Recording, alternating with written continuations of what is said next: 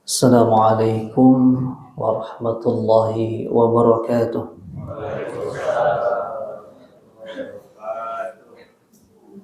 Alhamdulillah, alhamdulillahi ala ihsanihi wa syukru lahu ala taufiqihi wa amtinanihi. Ashhadu an la ilaha illallah wahdahu la syarika lah ta'ziman li sya'nihi. Wa ashhadu anna Muhammadan abduhu wa rasuluhu ad-da'i ila ridwanihi. Fassalawatullah wassalamu alaihi wa ala alihi wa ashabihi wa ikhwanihi. Allahumma salli wa sallim wa barik wa an'im ala nabiyyina wa habibina Muhammadin wa ala alihi wa sahbihi ajma'in. Allahumma arzuqna ilman nafi'an wa rizqan tayyiban wa amalan mutaqabbalan. Rabbi shrah li sadri wa yassir li amri wahlul 'uqdatam min lisani yafqahu qawli. Al-hadirun wal hadirat, ikhwan wa akhwati fillah, rahimani wa rahimakumullah.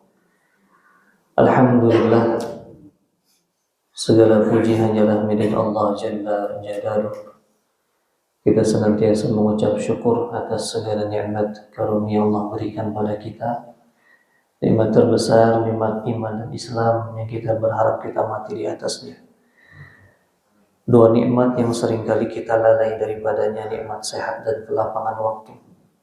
Nikmat Allah kembali mudahkan kita, ringankan langkah kaki kita untuk berkumpul di salah satu rumahnya, di salah satu taman dari taman-taman surga, dengan tujuan semata-mata ingin meraih ridha Allah, ingin menggapai surganya Allah dengan salah satu jalan, yang mana jalan ini Allah mudahkan orang menuju surganya, yaitu jalan para penuntut ilmu.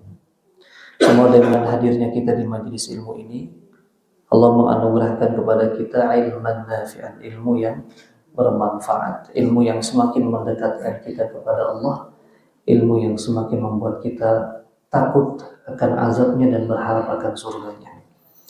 Lalu pas salawat serta salam, semoga Allah senantiasa curahkan ke baginda alam, sayyidina alam, qudwa hasanah kita, suri tauladan kita, Nabi tercinta, Nabi besar Muhammad sallallahu alaihi wasallam, para keluarga beliau, para sahabat dan pengikutnya hingga akhir zaman. Jemaah yang berbahagia, insyaallah di pagi hari ini, di subuh yang penuh berkah ini, bertepatan dengan tanggal 5 Rabiul Akhir 1447 Hijriah. Kita akan kembali belajar bersama-sama yang melanjutkan pembahasan kitab Al-Fiqhul Muyassar, fikih praktis yang berdasarkan dalil Al-Quran dan Sunnah. Yang mana buku fikih Muyassar ini karena memang aslinya berbahasa Arab, maka kita coba cari buku yang sangat mendekati isinya, yaitu buku fikih ibadah bergambar. Ini sudah diterjemahkan ke dalam bahasa Indonesia. Nah, kita masih dalam fikih ibadah, sedikit mengulang. Masih ingat 4 tema besar, 4 pokok pembahasan dalam ilmu fikih? Ada 4 bab besar, Yang pertama tentang ibadah, fikih ibadah. Yang kedua fikih muamalah. Yang ketiga fikih al-munakahat dulu. Munakahat itu berkaitan dengan nikah, tolak, rujuk. Kemudian yang keempat fikih jinayat dan siyasah, fikih berkaitan dengan hukum pidana dan politik pemerintahan Islam. Nah, kita masih di bagian yang pertama, fikih ibadah. Nah, fikih ibadah ini dibagi menjadi 5 cabang pembahasan. Yang pertama tentang taharah, bersuci, Kita masih di bab yang pertama ini, bersuci.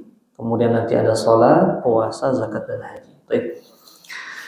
Di kesempatan kali ini kita akan membahas tentang, kalau di flyer itu kan cara-cara membersihkan najis. Sebetulnya seingat saya ini sudah kita bahas di pertemuan yang lalu, betul ya? Jadi ini sudah kita bahas ini tentang darah haid, tentang madhi ya, mani dan wadi itu sudah. Jadi kita akan lanjutkan ke pembahasan yang ketiga. Nah ini. Jadi saya kurang teliti juga ketika lihat flyer, saya kira sudah oke. Ternyata sudah dibahas. Nah, kita akan membahas tentang al-asar. Al-asar dari kata su'urun. As-su'uru itu sisa minuman. Ini kan masih berkaitan dengan air ya. Apa hukumnya kalau air itu diminum oleh hewan misalkan ya. Sisa airnya apa hukumnya? Atau bahkan oleh manusia, apakah tetap hukumnya tohur atau berubah hukumnya menjadi tohir atau mutanajis? Nah, ini yang akan kita pelajari. Jadi al-asar ini berkaitan dengan sisa minuman ya. Yaitu air minum yang tersisa dalam gelas atau cangkir atau bejana atau ember apapun. Ya, kita punya misalkan kolam, ternyata ada hewan, kucing atau kambing minum di situ. Apakah si air kolamnya tetap suci atau berubah hukumnya? Nah, ini akan kita pelajari. Kita mulai dari su'ur al-adami, ya, sisa minuman manusia. Nah, Rasulullah SAW bersabda, ya, beliau ketika meminum sisa minuman Aisyah dalam kondisi haid. Bahkan beliau sangat menjaga keromantisan hubungan suami istri ya. Ketika Aisyah haid saja beliau itu masih menunjukkan sikap yang romantis. Salah satunya kalau minum itu Rasulullah meminum bekas gelasnya Aisyah. Bahkan mencari di mana bekas bibirnya Aisyah beliau, kemudian beliau meminumnya. Ya. Nah, itu tandanya sisa minuman dari manusia itu hukumnya suci ya. Suci, tidak najis ya. Nah, dan Nabi juga bersabda, al-muslim la yanjus. Muslim itu tidak najis. Ya. Baik dia dalam keadaan junub atau keadaan haid, tidak najis badannya. Hanya saja dia itu memiliki hadas ya, yang tidak membolehkan untuk melakukan berbagai jenis ibadah. Kalau di zaman jahiliyah terdahulu, wanita sedang haid itu kan diasingkan, ya, dianggap sebagai seperti barang najis, yang dikeluarkan dari rumah. Di masa jahiliyah terdahulu, kalau wanita haid itu diasingkan, tidak boleh, karena dianggap itu kotor. Nah, Islam datang merubah ada kebiasaan tersebut. Ya, memang wanita ini tidak boleh melakukan ibadah dan lain semacamnya, tapi tidak dianggap najis badannya, tetap suci. Karena Nabi menjelaskan al-muslim la yanjus, muslim itu tidak najis. Nah, sedangkan sisa minuman kucing, ya, Nabi juga jelaskan dalam hadisnya, innaha laisat binajis. Kucing ini tidaklah najis. Kucing bukan najis, kata Nabi, tidak termasuk binatang najis. Ya. Innaha minat tawafina alaikum wa tawafat. Dia adalah binatang yang ramah. Kucing tidak termasuk binatang najis. Dia adalah binatang yang ramah dan senantiasa berada di sekeliling kalian. Yang senantiasa ya, masuk ke rumah kita, ya, bersama kita. Ya. Jadi bayangkan kalau si kucing najis sangat merepotkan kita. Ya. Maka dari itu kucing tidak najis, badannya tidak najis, termasuk air liur dan sisa minumnya. Jadi kalau kucing minum misalkan di gelas kita, di nampan kita, di bejana kita, atau dari ember kita yang biasa kita gunakan untuk bersuci misalkan, maka status airnya tetaplah suci ya, selama belum berubah kan 3 sifat air, bau, rasa, dan warnanya. Nah, lalu bagaimana dengan binatang yang lain? Sisa minuman binatang yang ketiga, sisa minuman binatang yang halal dimakan seperti kuda, keledai, domba, burung, dan lainnya. Jadi ini binatang-binatang yang halal dimakan dagingnya. Bagaimana status hukum air liurnya atau sisa minumnya? Nah, dijelaskan di buku ini, status hukumnya adalah suci, sama ya. Sebab hukum asal semua binatang adalah suci. Hukum asal dari kaidah al-asl fil asya' at-taharah. Hukum asal segala sesuatu, baik benda, hewan, apapun, itu hukum asalnya adalah suci. Sampai ada dalil yang mengatakan, menegaskan bahwasanya barang ini, benda ini, hewan ini adalah najis. Syukur. Nah, Rasulullah SAW bersabda, beliau juga pernah menunggangi keledai, dan pada zaman itu keledai merupakan kendaraan al-himar ya. Jadi Nabi menunggangi himar, keledai ya. Dan keledai termasuk hewan yang dikendarai ketika itu. Hanya saja keledai yang jinak memang tidak diperbolehkan dimakan dagingnya ya, keledai yang jinak yang ditunggangi ya, itu hukumnya haram. Namun keledai yang liar, keledai hutan, diantaranya seperti zebra ya, itu dianggap sebagai jenis keledai ya, itu hukumnya halal karena dia liar. Sedangkan keledai yang ditunggangi itu hukumnya haram dagingnya ya. Tapi kalau sisa minumannya tetap dianggap halal ya. Ya seperti kucing kan tidak boleh dagingnya dianggap haram ya. Tapi kalau sisa minumannya tetap dianggap suci. Nah, sedangkan hewan-hewan yang dagingnya boleh dimakan ya, itu status ya, sisa airnya tetap dianggap sebagai ya, sisa minuman yang suci. Jadi tidak berubah menjadi najis. Dan lalu apa saja jenis minuman yang najis? Nah, ini sisa minuman ya, kalbun ya, kalb, dogi, anjing ya. Jelas Nabi sampaikan tuhur ina'i ahadikum idza walahu fihi al-kalb an yaghsilahu sab'a marrat lahunna bit-turab. Nabi bersabda, bersihnya bejana kalian jika dijilat anjing adalah dengan mencucinya sebanyak 7 kali. Cucian pertamanya menggunakan tanah. Ini juga sudah pernah kita bahas ya.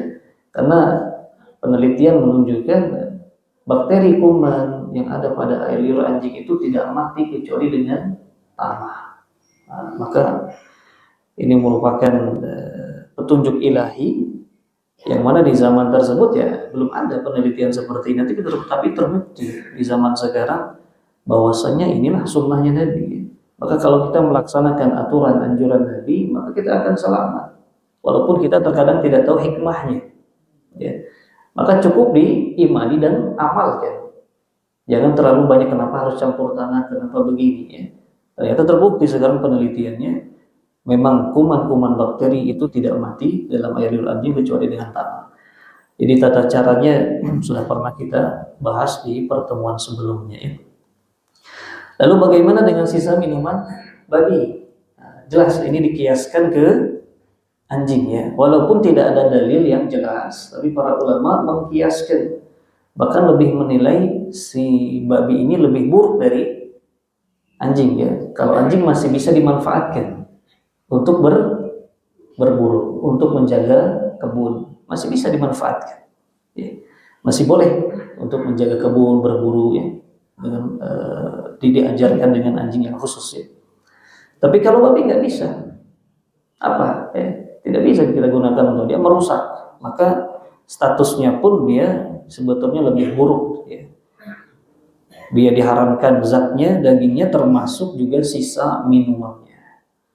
Ya, jadi kalau mungkin suatu saat di hutan kita sedang berkemah, melihat ada babi hutan minum di kubangan air. Kita nggak boleh itu pakai sisa dari minumannya itu karena hukumnya najis. Gitu ya.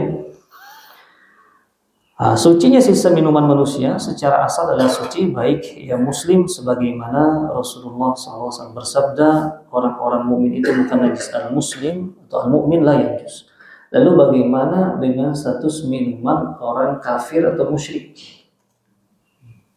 Boleh atau tidak? Tetap ya dihukumi sebagai suatu benda yang suci atau sisa minuman yang suci, karena tidak ada dalil yang jelas menunjukkan bahwasanya sisa minuman orang kafir atau musyrik itu najis ya, tidak ada. Sedangkan firman Allah dalam surat At-Taubah ayat 28, innamal musyrikuna najasun ya.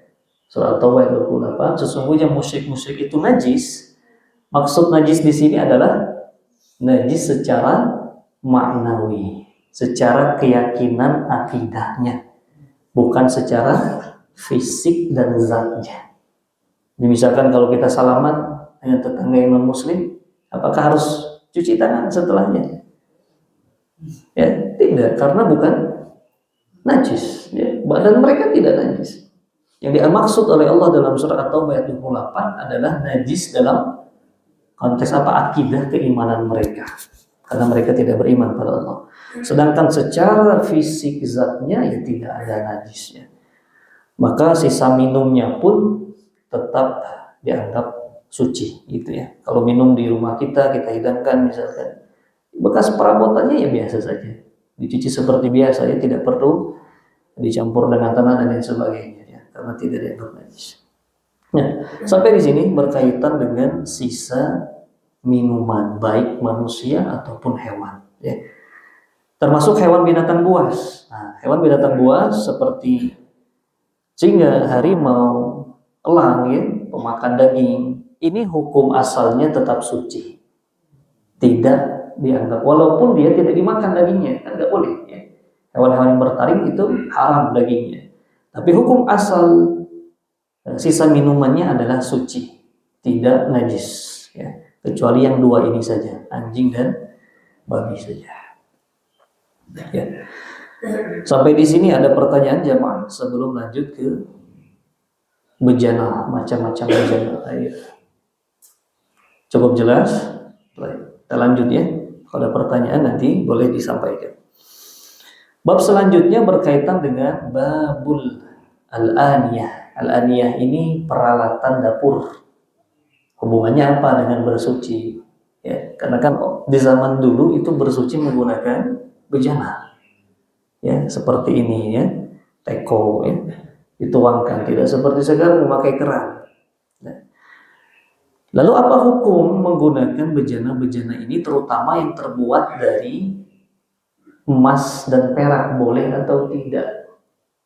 Tapi di zaman sekarang orang banyak flexing ya. Hidup yang penuh dengan keglamoran. Bukan hanya saja peralatan makan dan minumnya yang terbuat dari emas, bahkan makanannya pun sudah ada kandungan emas itu kan. Di hotel, salah satu hotel di Dubai itu kan menyediakan menu steak itu sudah bercampur dengan emas, betul ya, itu sudah terlalu berlebihan ya. Nah, apa hukum menggunakan peralatan yang terbuat dari emas dan perak? Kalau peralatan ini digunakan untuk makan dan minum, maka ini hukumnya dilarang ya. Hukumnya haram, dilarang oleh Nabi SAW. Sebagaimana beliau bersabda, la tashrabu wa la ta'kulu fi aniyati adh-dhahab wal fiddah. La tashrabu fi aniyati adh-dhahab wal fiddah wa la ta'kulu fi sihafiha fa innaha lahum fid dunya wa lakum fil akhirah. Janganlah kalian minum, memakai alat yang terbuat dari emas dan perak, dan jangan pula menggunakan nampan emas dan perak. Karena peralatan tersebut untuk orang kafir di kehidupan dunia, dan itu untuk kita kaum mukminin nanti di akhirat kelak. Ya, jadi peralatan makannya orang-orang di surga, ahlu surga itu terbuat dari emas dan perak. Maka dari itu dilarang di dunia. Sama seperti pakaiannya ahli surga itu terbuat dari sutra. Makanya bagi laki-laki di dunia dilarang menggunakan sutra. Khamr, minumannya ahli surga itu kan khamr tapi tidak memabukkan. Maka dari itu khamr dilarang di dunia, begitu. Jadi orang-orang yang menggunakan emas dan perak itu dia sudah menyerupai orang-orang kafir. Maka dilarang oleh Nabi SAW. Ya, jangan, itu terlalu berlebih-lebihan. Ya, gelasnya, piringnya, sendoknya terbuat dari emas dan perak. Ya. Emas dan perak asli, ya, bukan imitasi. Sekarang banyak ya, hanya berwarna emas saja, itu bukan emas. Ya. Tapi kalau itu ada kandungan emasnya, ya, itu tidak boleh. Bahkan ditegaskan dalam hadis yang lain, cukup berat ancamannya. Nabi bersabda, "Allazi yashrabu fi aniyati dhahab wal fiddah innama yujarjaru fi batnihi naru jahannam." Orang yang minum menggunakan cangkir emas atau perak seperti orang yang membakar perutnya dengan api neraka jahanam. Berarti kan ini termasuk dosa besar. Definisi dosa besar kan segala suatu dosa yang diancam oleh Allah dengan siksa atau api neraka. Nah, ini termasuk dosa besar kalau seseorang sudah mengetahui hukumnya, kemudian dia tetap menggunakan ya, alat makan minum emas dan perak, maka termasuk dalam ancaman ini. Di akhirat dia akan disiksa dengan dibakar isi perutnya ya. Nauzubillah min dzalik.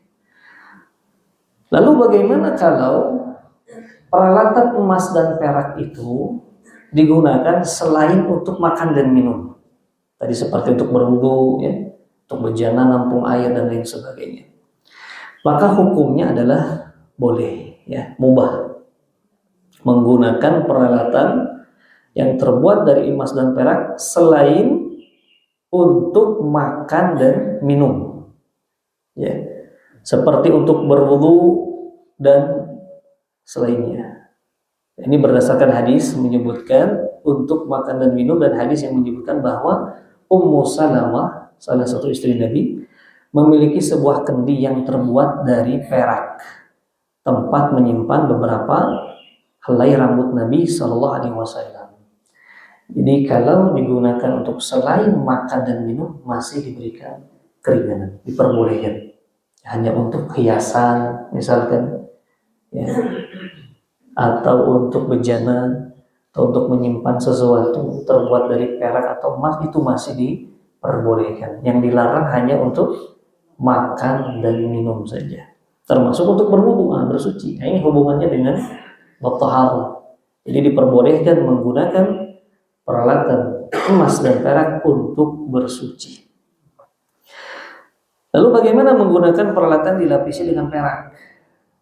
Nah, dalam makan minum ini masih ada keringanan kalau dilapisi perak dan jumlahnya sedikit. Gelas nih, Nabi pernah punya gelas, ya, pecah. Gelas Nabi ini pecah, ya. Maka beliau menempel lubangnya menggunakan rantai dari perak, jadi menambal. Nabi tambal tempat yang retak itu dengan bahan dari perak, dan itu Nabi gunakan untuk minum, ya. Boleh atau tidak boleh?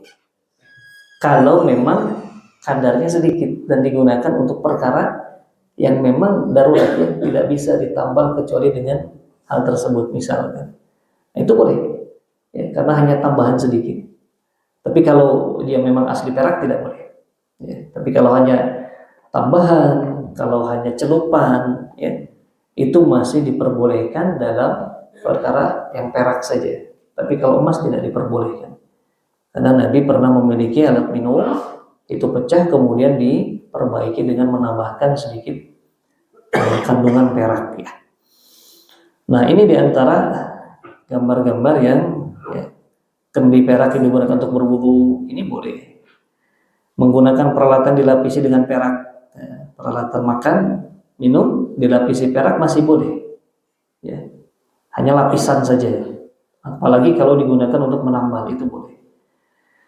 Nah, sedangkan makan menggunakan nampan perak, ya, atau minum dengan nampan emas itu maka dilarang.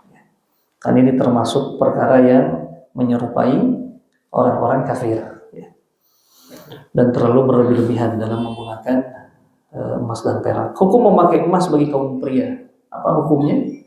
Dilarang, haram. Termasuk cincin kawin, ya, emas bagi laki-laki tidak boleh. Kalau bagi perempuan boleh. Ya, sebagaimana sabda Nabi, diharamkan bagi kaum pria. Hurima 'ala dzukuri min ummati adz-dzahab. Ya.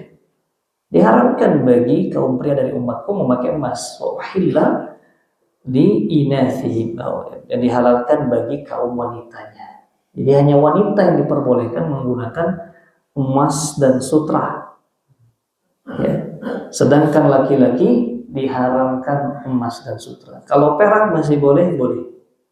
Cincin perak masih boleh.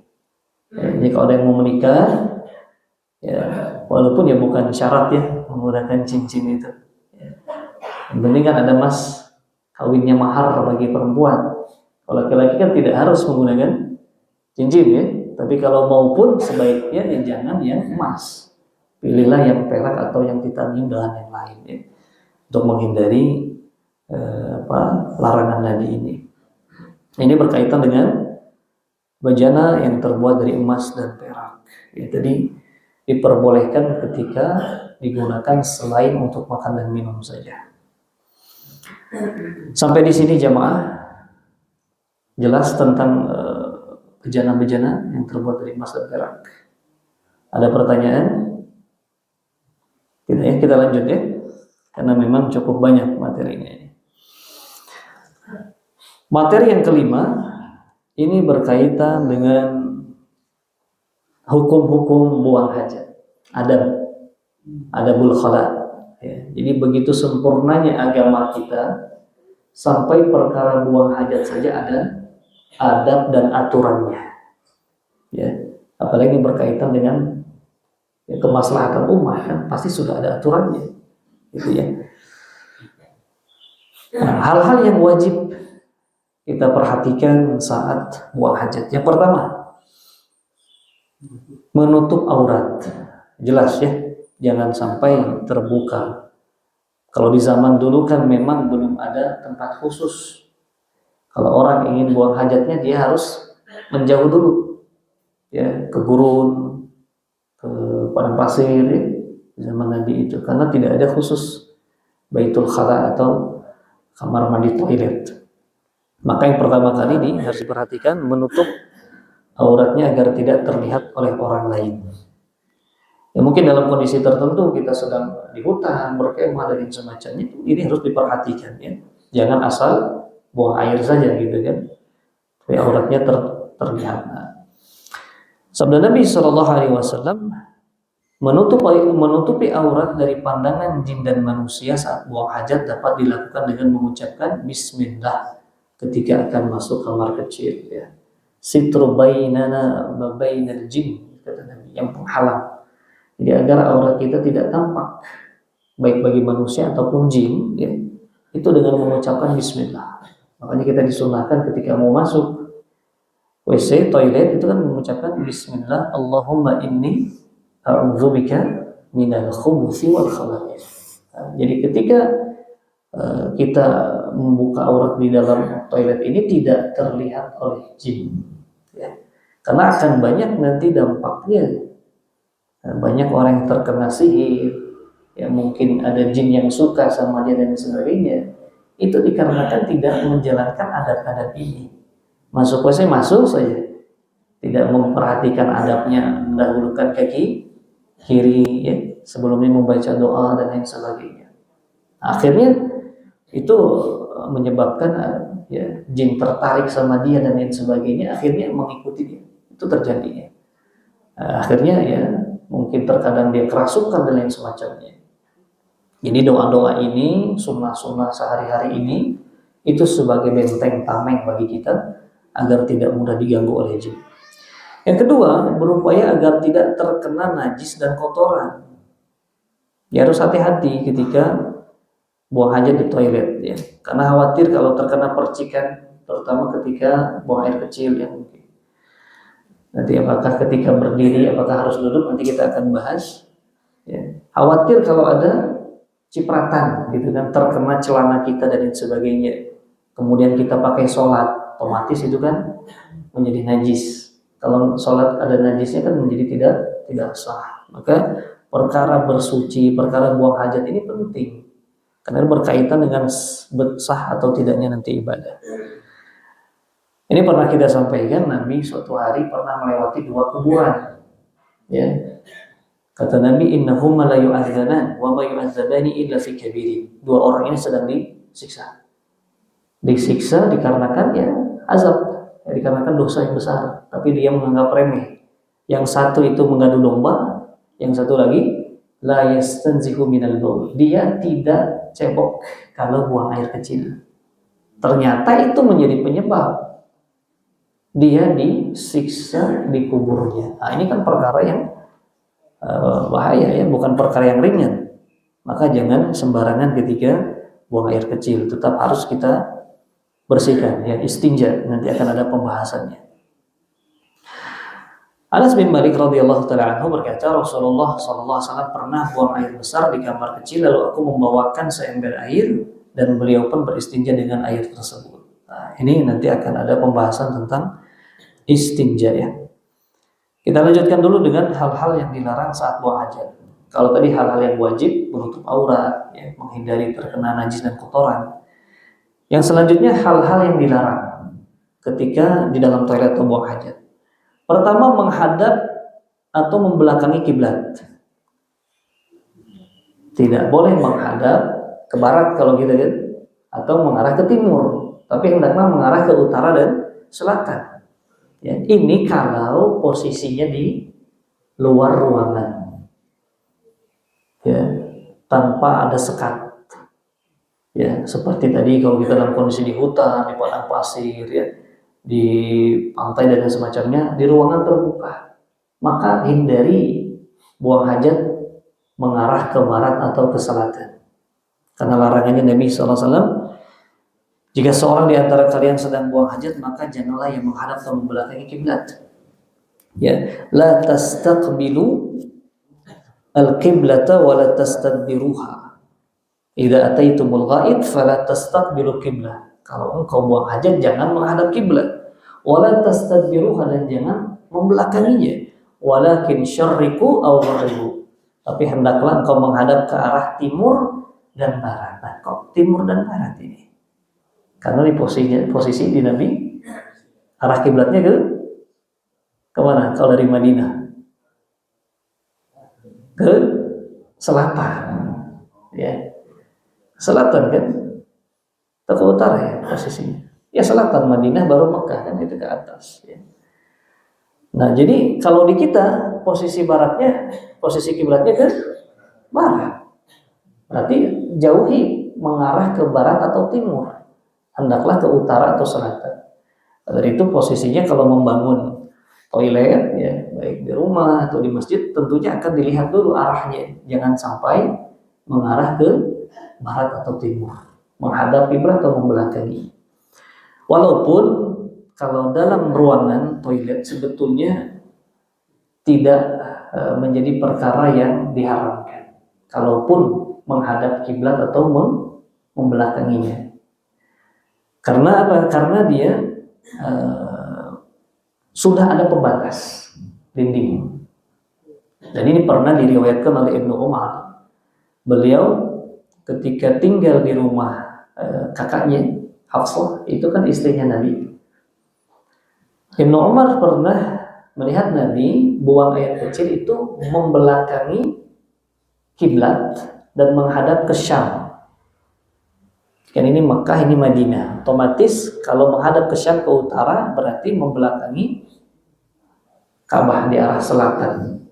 Nah ini dijadikan dalil bahwasanya kalau dalam ruangan ada pembatas, maka boleh membelakangi kiblat. Ya. Namun yang lebih afdal, para ulama mengatakan tetap sebaiknya baik di ruangan baik dalam ruangan pun atau ada pembatas, sebaiknya tidak menghadap atau membelakangi kiblat. Carilah arah yang menyelisihinya, baik agak nyerong sedikit atau bertolak belakang dengan arah barat dan timur gitu ya, utara dan selatan. Itu yang pertama. Yang kedua, dilarang buang hajat di jalanan. Ada nggak orang buang air kecil di jalanan? Ada ya. Kadang kita kalau main ke taman gitu ya, orang mau duduk-duduk tenang gitu kan dengan keluarga, ternyata mau pesing gitu ya. Ya sangat mengganggu. Ya. Ternyata kelakuan ini itu diancam oleh Nabi SAW dengan laknat. Coba, ya, laknat itu kan artinya Allah akan menjauhkan dia dari rahmatnya. Itu namanya laknat. Ya, kata Nabi, ittaqu la'inain. Kata Nabi, ittaqu la'inain. Jauhilah, hindarilah dua penyebab laknat. Apa itu ya Rasulullah, kata para sahabat? Alladhi yatakhalla fi tariqin nas wa dhillihim. Yaitu orang yang buang hajat di jalanan dan di tempat orang berteduh. Ini orang-orang yang terkena laknat. Di jalan yang senantiasa dilalui, di pojokan dia buang air kecil di situ. Ya, terkadang ada kotoran manusia di situ. Ya kalau orang gila ya masih wajar gitu ya. Tapi orang masih waras buang air di situ itu kan ya tidak layak gitu ya. Orang yang masih berakal melakukan hal tersebut ya. Nah, itu termasuk perkara dosa besar yang mendatangkan laknat ya. Maka jauhi betul. Dalam kondisi kepepet seperti apapun ya jangan di jalanan atau di tempat berteduhnya manusia, di rest area, tempat halte bis. Orang mau nunggu bis duduk malah mau pesing. Ya, akhirnya kan nggak ada yang mau duduk di situ nunggu bis di situ ya. Nah, itu sangat mengganggu ya. Yang ketiga, buang air di air yang tenang. Tidak boleh pula. Ya. Kita sedang camping, sedang di hutan, sedang pinggir pantai ada kubangan air misalkan, iseng buang air di situ. Nah, itu nggak boleh. Ya. Karena Nabi melarang. Nahan Nabi SAW an yabula fil ma'ir raqid. Ya. Nabi melarang seorang buang air kecil di air yang tenang, tidak bergerak. Kenapa? Hikmahnya diantaranya ya bisa jadi itu akan diminum oleh hewan dan lain semacamnya. Akhirnya kita sudah mengotori. Atau orang mungkin akan memanfaatkan air tersebut tidak bisa dimanfaatkan. Yang kedua dari sisi medisnya itu juga berbahaya. Ya, disebutkan di sini ada istilah penyakit sistosomal. Penyakit sistosoma ini berkaitan yang dipicu oleh virus yang berasal dari sejenis cacing. Si cacing ini, ya, saya baca-baca sedikit, itu bisa menembus jaringan kulit. Ya, cacingnya bisa jadi tidak kasat mata ya, kecil. Makanya anak-anak kalau main di daerah yang agak kotor, gunakanlah sendal. Ya, itu kan kasus beberapa bulan lalu pun pernah mendengar baca ya, anak kecil yang dibiarkan main oleh orang tuanya jarang pakai sendal. Akhirnya apa? Ternyata dia mati banyak cacing di perutnya itu, cacing pita itu. Ya, atau cacing yang memang tembus dari bawah kulit kakinya, tembus ke jaringan kulit. Itu salah satunya ini. Jadi kubangan air di situ banyak najisnya, banyak kotoran kumannya. Anak-anak main becek-becek dan lain sebagainya mungkin ya. Kalau tempatnya lingkungan bersih oke lah. Di lapangan terbuka. Tapi kalau daerahnya agak kotor, ya di situ ada pembuangan sampah, ada najis dan sebagainya, khawatir di situ banyak najis, banyak kuman. Ya. Akhirnya itu malah membahayakan. Maka jangan menyepelekan perkara ini ya. Maka larangan Nabi, ini kaidah dasar dan beragama, setiap larangan pasti ada mudorotnya. Makanya jauhi. Dan setiap perintah pasti ada maslahatnya, maka lakukan. Ini kaidah dalam beragama, apapun perintah Nabi lakukan. Karena kita yakin di dalamnya ada kemaslahatan bagi kita. Apapun larangan Allah dan Rasulnya tinggalkan, karena kita yakin di dalamnya ada kemudaratan. Gitu ya. Yang keempat, perkara yang dilarang masuk ke toilet sambil membawa mushaf. Jelas ya? Atau perkara-perkara yang di sana ada tulisan Al-Quran, ya, seperti buku tafsir misalkan, atau buku-buku ilmu sebenarnya kan tidak pasti ada dalil-dalil Al-Quran di dalamnya. Nah, maka itu tidak boleh karena dianggap sebagai unsur penghinaan kepada ayat-ayat Allah. Ya, sebaiknya dilepas dulu. Sebagaimana Nabi SAW kalau beliau masuk WC, beliau melepas cincinnya. Beliau kan punya cincin terbuat dari besi itu bertuliskan Muhammad Rasulullah. Ya. Itu sebagai apa Nabi gunakan untuk menstempel. Jadi alasan Nabi pakai cincin pun ada gunanya. Tidak hanya sekedar perhiasan. Untuk menstempel surat-surat. Kalau Nabi ngirim surat tuh stempelnya pakai cincin itu. Kalau Nabi masuk ke WC ya, itu Nabi akan lepas terlebih dahulu. Karena di dalamnya ada lafaz Allah Subhanahu wa taala. Nah, ini adab termasuk adab masuk dengan mendahulukan kaki kiri ya. Ini kita sudah tahu tapi seringkali kita lupa ya. Seringkali kita lalai. Masuk WC masuk saja. Terkadang doanya pun lupa dibaca. Mulai sekarang ingat ya. Di situ kita ada kesempatan dapat pahala. Bayangkan ya, muslim itu dari bangun tidur sampai tidurnya lagi itu kan potensi mendapatkan pahala banyak sekali. Ya, untuk melakukan sunnah Nabi banyak sekali. Masuk WC saja di situ ada kesempatan dapat pahala kita.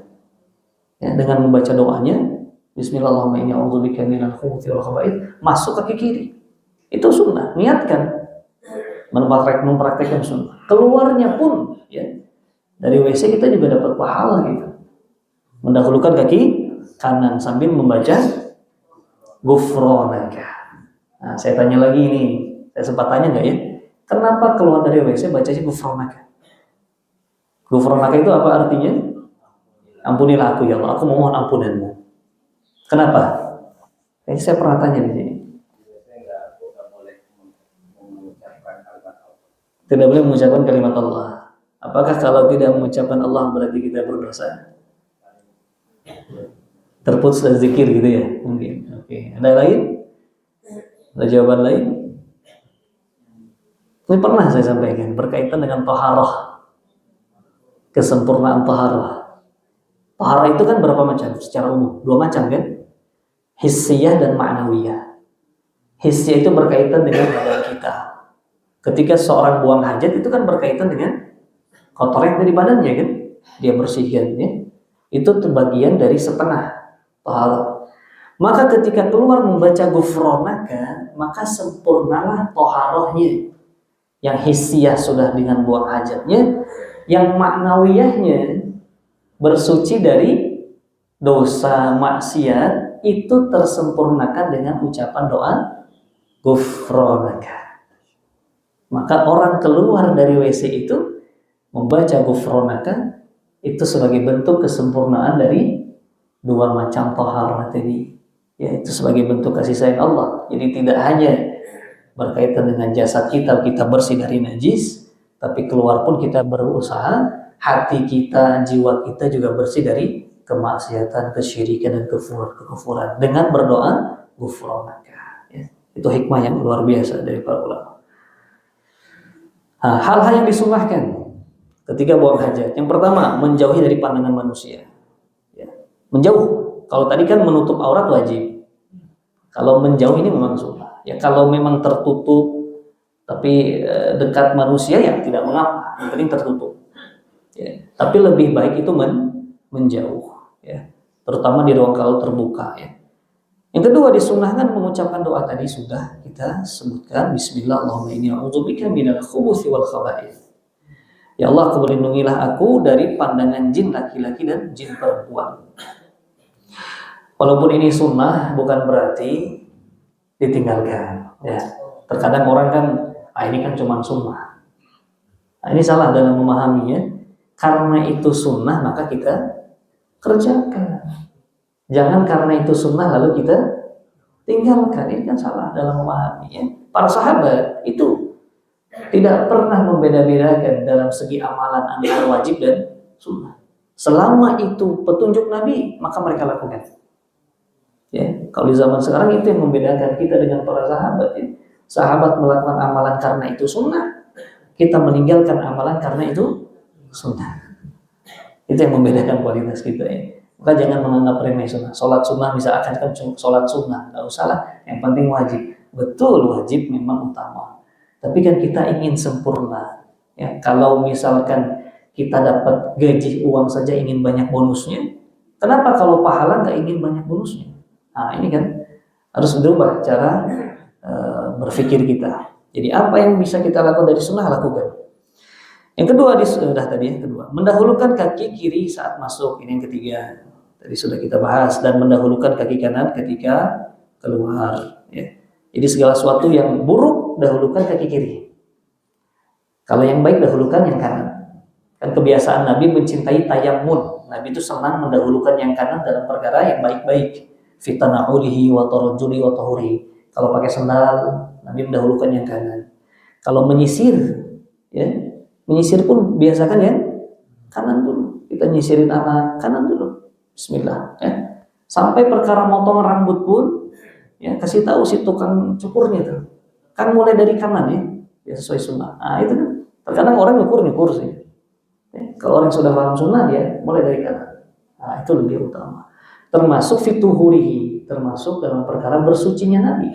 Selalu mendahulukan yang kanan. Ketika berwudu ya, dahulukan yang kanan dulu. Walaupun kalau dahulukan kiri tetap sah, cuman yang lebih afdal yang kanan terlebih dahulu. Ya. Memberikan orang tangan kanan. Ya, itu bukan budaya ketimuran saja, memang sunnahnya begitu. Ya, memberi menerima itu dengan tangan kanan. Ya, kalau pakai jam, kanan atau kiri? Nah ini pernah ditanyakan ke Syekh Utsaimin ya.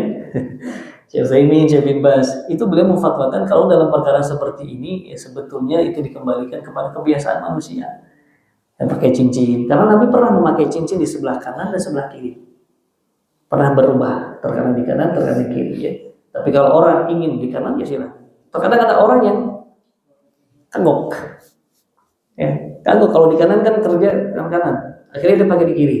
Nah, ini tidak dianggap sebagai menyelisihi sunnah ya, karena itu perkara-perkara yang dikembalikan kepada urf kebiasaan orang tersebut ya. Kalaupun ingin kanan ya silakan, mudah-mudahan dapat pahala di niatnya gitu ya. Ketika keluar termasuk sunnah setelah buang hajat membaca ghufranaka tadi ya. Hikmahnya agar tohara itu menjadi sempurna, tidak hanya fisik jasad kita tapi juga keimanan dan hati kita ya, bersih dari segala bentuk kekufuran, kesyirikan dan kemunafikan. Lalu apa saja hal-hal yang dimakruhkan? Nah, perkara makruh ini kan kalau dikerjakan tidak berdosa, tapi kalau ditinggalkan mendapat pahala, maka lebih baik ditinggalkan yang makruh ini. Yang pertama, berbicara saat sedang buang hajat, ngobrol ya. Atau manggil orang lain, kecuali dalam kondisi yang memang ada perlu. Ya, lagi di WC, air mati, boleh tuh teriak kayak tolong hidupin misalnya, atau mati lampu, atau ada yang mainin saklar lampu. Ada perlu hajat nggak mengapa. Tapi kalau tidak ada perlu, ya dia manggil orang, berbicara misalkan, ngobrol dengan yang orang di luar, ini perkara yang makruh. Ya. Sebagaimana diriwayatkan oleh Ibnu Umar, seorang pernah berpapasan dengan Rasulullah ketika itu Rasulullah sedang di toiletnya. Ya. Dia mengucapkan salam kepada Rasulullah. Maka Rasulullah pun tidak membalas, ya, tidak menjawab salam. Padahal hukum menjawab salam itu adalah wajib, tapi Nabi tinggalkan, ya, karena dalam kondisi yang memang tidak layak untuk menjawab salam. Yang kedua, membawa tulisan mengandung zikir ke dalam toilet. Kalau tadi mushaf kan sepakat para ulama tentang keharamannya mushaf, ya. Tapi kalau tulisan-tulisan mengandung zikir, ini sebagian memakruhkan, kecuali jika dikhawatirkan seseorang akan mencurinya, ya. Boleh dibawa ke dalam kalau khawatir tidak aman di luar, karena Rasulullah SAW setiap masuk toilet senantiasa melepaskan cincinnya yang ada lafaz Allahnya. Yang ketiga, memegang alat kelamin dengan tangan kanan. Nah, ini tidak boleh. La yumsikanna ahadukum dzakarahu bi yaminihi wa huwa yabul. Nabi bersabda, janganlah salah seorang di antara kalian menyentuh kemaluannya dengan tangan kanannya ketika sedang buang air kecil, dan jangan pula yang mencucinya dengan tangan cebok dengan tangan kanan, tidak boleh. Yang ini termasuk perkara yang dimakruhkan. Yang afdal adalah dengan tangan kiri. Yang keempat, buang hajat di tempat-tempat tertutup. Ya, seperti lubang. Kan terkadang lubang itu tempat sarangnya hewan binatang. Itu nggak boleh. Ya, lubang-lubang yang seperti itu kita kencingi, kita buang hajat. Khawatir di situ ada makhluk hidupnya. Ya, maka itu termasuk perkara yang makruh ini. Nah, kencing di tempat yang berlubang seperti ini. Ini kemungkinan besar ya tempat tinggalnya hewan. Ya. Masuk toilet membawa tulisan lafzul jalalah. Ya, baik kaligrafi yang ada nama Allahnya, ini termasuk perkara yang makruh. Berbicara saat buang hajat, ya. Kemudian membawa mushaf, ini perkara yang diharamkan, ya, dilarang. Ulama sepakat tidak boleh membawa mushaf. Sebaiknya diletakkan dulu di luarnya. Kalau membawa HP yang ada mushafnya bagaimana? Boleh atau tidak? Kan di HP kita ada aplikasi Qurannya. Boleh atau tidak? Boleh saja ya. Karena kan ini bukan mushaf ya. Mushaf itu yang ya terdiri dari lembaran, ya, di dalamnya mushaf. Bahkan buku tafsir yang banyak Qurannya saja tidak dikatakan mushaf kalau bercampur dengan perkataan manusia. Ya, jadi mushaf itu Al-Quran yang biasa kita baca. Kalau aplikasi ya tidak mengapa. Itu pernah ditanyakan kepada salah seorang ulama, apa hukumnya sih membawa HP ini, kan ada aplikasi Al-Qurannya. Ya. Maka beliau menjawab dengan jawaban yang cerdas. Kalau begitu kamu nggak boleh masuk WC katanya. Karena kamu juga hafal Quran, di dalam rumah ada Al-Quran gitu kan. Nah, berarti kamu nggak boleh masuk WC. Nah, artinya nggak apa-apa ya. Yang pentingnya jangan dibuka aplikasinya, yang dibaca di dalam begitu ya. Baik. Hukum kencing berdiri. Nah, boleh atau tidak? Boleh ya. Walaupun yang lebih afdal duduk. Ya. Memang ada beberapa riwayat yang menjelaskan Aisyah mengingkari. Kata Aisyah, barang siapa yang mengatakan Rasulullah pernah kencing berdiri, sungguh dia telah dusta. Nah, namun itu kan yang dilihat Aisyah di dalam rumahnya. Aisyah tidak melihat Nabi di luar. Nah, sahabat-sahabat yang lain seperti Hudzaifah bin Yaman, Ibnu Umar, yang lain itu meriwayatkan Nabi pernah buang air kecil sambil berdiri. Nah, maka Nabi nggak mungkin melakukan suatu perkara yang dilarang. Kaidahnya seperti itu ya. Maka hukum kencing berdiri ini adalah dia hukumnya mubah. Ya, nih hadis riwayat Hudzaifah ini dibolehkan. Rasulullah pernah mendatangi Subatatul Qaum. Subatatul Qaum itu tempat ya untuk membuang hajatnya orang lah ya, buang air kecil di situ. Lalu beliau kencing sambil berdiri. Hadis riwayatnya Bukhari. Hadis riwayat adalah sanadnya. Ibnu Munzir berkata, saya lebih menyukai kencing duduk dan kencing berdiri hukumnya mubah. Ya, jadi para ulama menjelaskan berdiri itu mubah. Hanya saja perlu diperhatikan, kalau kencing berdiri jangan sampai ada percikan. Khawatir, apalagi kalau air itu mengenai benda yang keras. Toilet itu kan ya, keramik ya. Jadi kalau berdiri, pastikan tidak ada percikan air kencingnya kena celana kita. Dan yang lebih aman memang duduk. Ya. Di sisi medisnya juga lebih sehat. Orang yang kencing sambil duduk itu lebih maksimal air itu keluar dari kandung kemihnya, tidak ada yang tersisa. Karena ototnya kan tertekan dengan posisi duduk. Ya. Kemudian tidak tertahan. Kalau berdiri itu ada otot-otot bagian bawah perut itu menahan. Jadi tidak keluar semua air itu. Tapi kalau duduk itu lebih mudah keluar.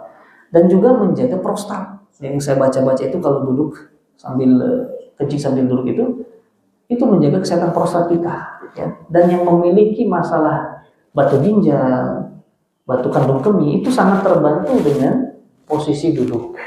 Itu akan membantu dia untuk mengeluarkan batunya ya, kalau ini batu ginjal. Maka dari sekarang Kalau memungkinkan posisinya duduk itu lebih utama, ya, dan lebih sehat. Tapi kalau nggak memungkinkan juga perlu merasa, aduh gimana ya kencing berdiri ya, udahlah nggak usah, tahan aja, nggak perlu juga. Karena hukum kencing berdiri adalah mubah, walaupun yang lebih afdal adalah duduk, gitu ya. Karena kondisi tertentu nggak mungkin kita duduk. Toiletnya memang berdiri misalkan, seperti di mana pesawat misalkan kan jarang ya. Yang jongkok ya, pasti berdiri kita. Atau di toilet-toilet umum kebanyakan berdiri. Nah, tidak mengapa ya, karena hukumnya mubah. Sampai di sini jemaah, ada pertanyaan berkaitan dengan adab-adab buang hajat. Tidak ada pertanyaan, jelas? Bisa atau udah mau sarapan ini? Kayaknya sudah nomor semua. Sudah lapar semua gitu. Lanjut ya, tanggung ya. Nah, lanjut. Istinja dan istijmar terakhir ini ya. Istinja dan istijmar. Istinja itu bersuci menggunakan air yang membersihkan najis. Membersihkan najis dari depan dan belakang. Jalan depan dinamakan kubul. Jalan depan itu yang mengeluarkan dinamakan kubul. Sedangkan jalur belakang dinamakan dubur. Jadi apa yang keluar dari depan dan belakang dari najis badan manusia itu dibersihkan dengan air, itulah namanya istinja. Ya, dengan air istinja. Kalau dengan selain air, dalam kondisi tertentu tidak ada air misalkan, tetap kita diwajibkan bersih-bersih dari najis tersebut. Maka menggunakan selain air seperti batu, ya, kalau zaman dulu, ya, atau sekarang bisa dengan tisu toilet, ya, dedaunan dan lain semacamnya, maka itu dinamakan istijmar. Asal katanya dari jamroh. Pernah mendengar jamratul aqabah? Kalau jemaah haji melempar jumroh, batu kan kerikil. Nah itu katanya istijmar. Jadi orang menggunakan batu untuk bersuci. Artinya istijmar, menggunakan selain daripada air. Ya. Apa hukum istinja dan istijmar? Ini merupakan salah satu perintah Allah Subhanahu Wa Taala, disebutkan dalam hadis riwayat Anas bin Malik. Rasulullah SAW pernah masuk kamar kecil untuk buang air besar, lalu aku membawakan kepadanya seember air.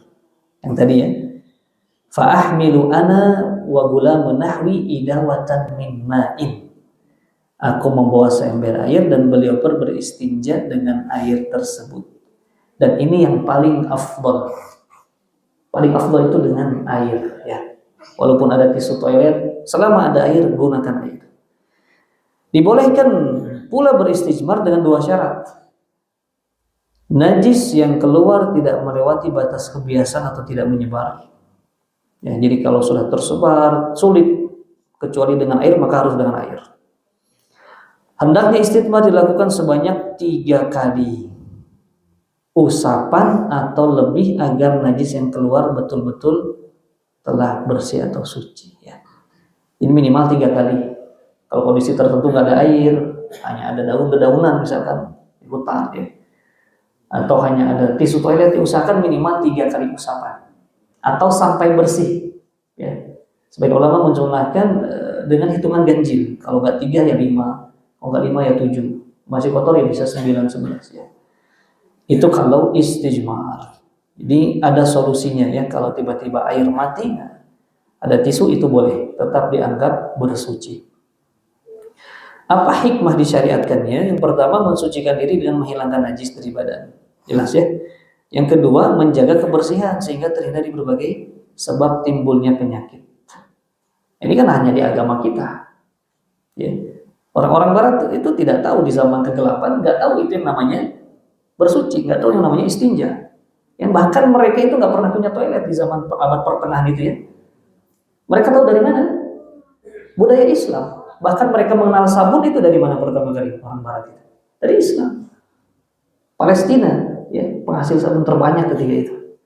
Ya, daerah Palestina, Mesir itu terkenal. Nah, mereka tahu dari situ. Ketika perang salib, ya, mereka menyerbu itu tahu produksi sabun, baru pakai sabun, baru tahu ada toilet. Jadi yang mengajarkan orang barat itu budaya kebersihan adalah umat Islam. Ya. Peradaban mereka maju itu karena ulama juga. Berapa banyak anak-anak raja zaman dulu itu mengirim anak-anaknya untuk belajar di negeri-negeri Islam. Itu ada suratnya itu. dari Pangeran Charles itu. Khadimukum, bahkan di akhir suratnya disebutkan khadimukum, kepada khalifah kaum muslimin, khadimukum, saya sebagai pelayanmu, mengirimkan anaknya, memohon untuk diajarkan kepada anaknya di madrasah-madrasah, ya, di tangan para ulama. Itu seperti itu dulu, tunduk, ya, pemimpin-pemimpin dunia barat itu tunduk kepada kekhalifahan umat Islam. Cuman semenjak runtuhnya khilafah Islamiyah, ya, berbalik keadaan, ya. Kenapa sebabnya? Disebabkan kaum muslimin sudah jauh dari agamanya. Itu intinya. Maka kalau ingin mengembalikan kejayaan umat Islam, kembalilah kepada agama kita. Pelajari dengan betul, amalkan. Ya, didik anak-anak kita. Ajarkan kepada mereka sejarah. Bahwasanya kita ini umat yang besar. Kita pernah memimpin lebih dari 8 abad, itu kan khilafah Utsmaniyah itu. Baik. Kemudian pelajaran penting, tidak diharuskan bersindah jika keluar angin. Jelas ya. Kalau hanya keluar angin, itu termasuk yang perkara yang keluar dari 2 jalan tadi kan. Namun tidak diharuskan ya. Istinja lebih baik daripada istijmar karena hasil istinja lebih bersih dan lebih suci. Betul ya. Syarat-syarat benda istijmar apa saja? Benda tersebut harus bersih dan tidak tercampur dengan najis. Jadi cari batu pun yang bersih, daun yang bersih. Benda tersebut dihalalkan untuk digunakan beristijmar. Jangan menggunakan tulang, kata Nabi, nggak boleh. Tulang, ya. Kemudian kotoran hewan yang sudah mengering, ya. Kotoran hewan mengering itu kan seperti tanah, bahkan mengeras seperti batu, itu nggak boleh digunakan. Benda tersebut dapat membersihkan tempat yang terkena najis, jelas ya, karena tujuannya membersihkan, maka harus bisa membersihkan. Benda tersebut bukan tulang dan bukan pula kotoran binatang. Karena 2 hal ini ya, dia tidak membersihkan ya, yang telah kering ya. Salman Al-Farisi berkata, Rasulullah SAW melarang kami menghadap kiblat saat kencing maupun saat buang air besar. Tidak pula beristinja dengan tangan kanan, tidak pula beristinja kurang dari 3 batu, dan tidak pula menggunakan tulang atau ya, kotoran binatang yang telah kering. Ya. Terkadang ini bermanfaat dalam kondisi tertentu. Jadi kita sudah ada ilmunya. Kalau menghadapi kondisi seperti ini, tidak ada air, kita tahu mana yang boleh digunakan istijmar, mana yang tidak. Yang kelima, benda tersebut bukan sesuatu yang berharga seperti makanan atau kertas yang terdapat tulisan di dalamnya. Jelas ya, tidak boleh, itu termasuk perkara yang menghinakan ya. Makanan itu kan nikmat dari Allah, tidak boleh dihinakan. Ya. Bahkan kalau kita punya kelebihan makanan, ya jangan dibuang. Kalau masih layak, gantungkan saja. Ini kebiasaan yang saya lihat ketika di Madinah itu, orang-orang kalau punya roti lebih, dia langsung gantungkan saja di pagar rumahnya. Itu ada yang lewat ambil, gitu ya. Terkadang kita roti sisa langsung masuk sampah, gitu kan, nggak dipisahkan. Ya. Nah, sisa masuk sampah. Ya. Terkadang padahal itu nikmat dari Allah. Ya. Jadi kalau bisa dipisahkan masih layak, ya. Atau kita punya tempat khusus depan rumah kita, silahkan ambil. Bagi yang mau makanan masih layak makan misalnya, ya, itu lebih bagus daripada dibuang ya. Karena membuang makanan itu kan termasuk tanda tidak mensyukuri nikmat ya. Di antara benda yang boleh digunakan beristijmar adalah batu, tisu, kayu dan lainnya. Benda-benda yang halal, suci, selain benda yang disebutkan tadi ya. Nah, ini menggunakan kain boleh, menggunakan tisu boleh, tulang tidak boleh, makanan tidak boleh ya. Menggunakan kertas yang berharga ya, tidak boleh. Istijmar menggunakan batu. Beristinja dengan tangan kanan juga dilarang. Janganlah seorang menyentuh kemaluannya dengan tangan kanan saat ia sedang kencing, dan jangan pula mencucinya dengan tangan kanan. Ya, karena tangan ini untuk perkara yang mulia ya. Sedangkan kiri untuk perkara-perkara yang kotor ya. Kita membersihkan najis pun utamakan menggunakan tangan kiri. Wallahu ta'ala a'lam bishawab. Sampai di sini jamaah berkaitan dengan bab adab buang hajat dan istinja. Mungkin ada pertanyaan. Sudah jam 6 ya. Mau sampai jam berapa jamaah? Setengah 7? Jam 7? Sudah cukup. Oke. Ada pertanyaan? Silakan. baik yang berkaitan dengan tema atau di luar tema tidak mengapa.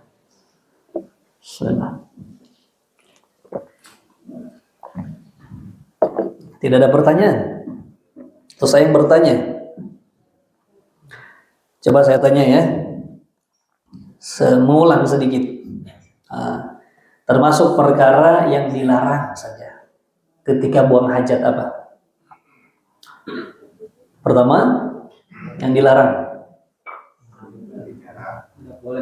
tidak boleh menghadap kiblat atau membelakanginya, itu dalam kondisi terbuka ya. Kalau dalam ruangan diperbolehkan, tapi sebaiknya tidak ya. Kemudian tidak boleh buang hajat di jalanan atau tempat orang berteduh ya. Kemudian ada sunnah-sunnahnya ya, ada makruhnya, ada hal-hal yang diperbolehkan ya. Itu yang sudah kita bahas tadi ya. Cukup sekian jemaah. Cukup ya. Kalau memang tidak ada pertanyaan, kita cukupkan sampai di sini. Ini insya Allah filenya nanti saya share. Mungkin ada yang mau di print atau untuk bahan untuk murojaah ya. Silakan. Untuk selanjutnya ini yang keenam, materi keenam kita akan membahas sunnah-sunnah fitrah. Jadi perkara-perkara kalau sunnah ini dilakukan maka seorang menjaga fitrahnya sebagai manusia. Kurang lebih ada 10 ya. Insya Allah di pertemuan yang akan datang. Jadi kalau Bapak Ibu setiap kajian ini kemudian filenya di print ya, di rumah dibaca, diulang, insya Allah itu ilmunya akan bermanfaat ya, ilmunya akan netep gitu ya. Karena memang ilmu itu harus sering diulang. Kalau datang kajian gini, terkadang nggak bawa alat tulis juga di rumah, nah, bertahan sehari 2 hari hilang nanti. Bertemu lagi 2 pekan yang akan datang, yang lama hilang, masuk yang baru. Tapi kalau kita ada catatan ya, ini di print mungkin nanti di rumahnya, kemudian dimasukkan di file case-nya ya. Jadi per lembar. Kalau kita langsung nyetak banyak kan kadang bacanya males. Tapi kalau sedikit-sedikit, nah insya Allah itu lebih mudah. Nah, nanti tanpa terasa satu kitab kita bahas itu kan ya. Jadi dari gitu ya, belajar itu sedikit demi sedikit, diulang ya. Nanti saya share filenya ke Pak Iwan ya, boleh di-share ke grup jamaah. Wallahu ta'ala alam, jazakumullah khairan ya. Yang benar datangnya dari Allah, yang salah dari diri saya pribadi. Kita semua memohon ampun kepada Allah atas kekhilafan kita. Kita tutup dengan doa kafaratul majlis. Subhanakallahumma bihamdik asyhadu an la ilaha illa anta astaghfiruka wa atubu ilaik. Barakallahu fikum. Assalamu alaikum warahmatullahi wabarakatuh.